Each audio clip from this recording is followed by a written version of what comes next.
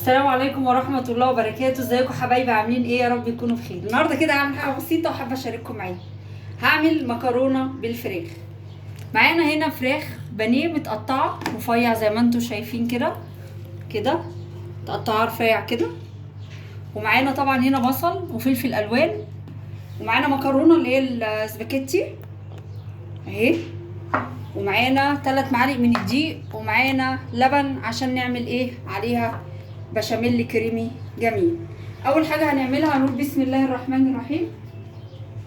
هنعمل معانا الفراخ وهنعمل معانا بشاميل. اول حاجه هننزل بسم الله الرحمن الرحيم، ننزل كده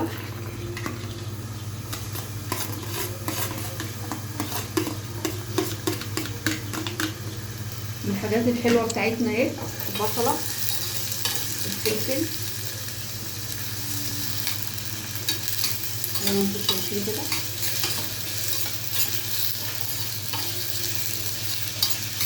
بس هتعجبكم قوي، جربوها وهتعجبكم ان شاء الله.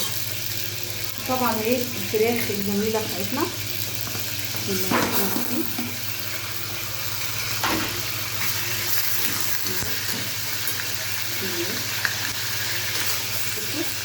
بصوا لما نحط عليها الخضار بتاعنا الفلفل الالوان الجميل ها.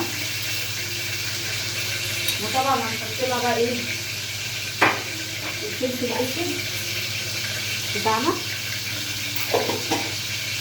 وهنحط لها بهارات الفراخ، وهنحط لها رشه من الملح كده اهو.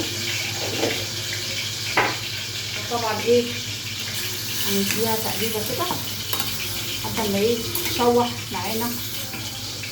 بعد كده هنيجي هنا اهو هنقول بسم الله الرحمن الرحيم. هننزل ب3 معالق من الدقيق بتاعنا عشان نعمل البشاميل الجميل بتاع المكرونه بالفراخ كده. يبقى معانا مضرب ست كده عشان ايه البشاميل ما يكلكعش مننا. ننزل باللبن كده بسم الله الرحمن الرحيم زي ما انتم شايفين كده. ننزل كده بالراحه ونفضل نقلب، سهل جدا وبسيط اهو.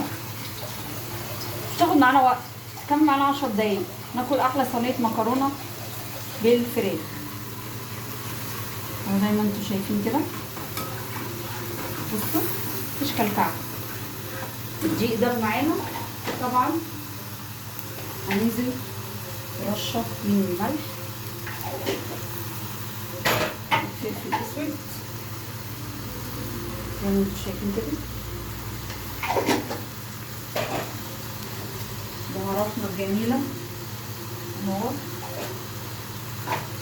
وهنعمل احلى شويه مكرونه بالفراخ والبشاميل. بصوا بصوا مفيش كلكعه ازاي. بصوا كده تفضلي تقلبي كده بالمضرب السلك كده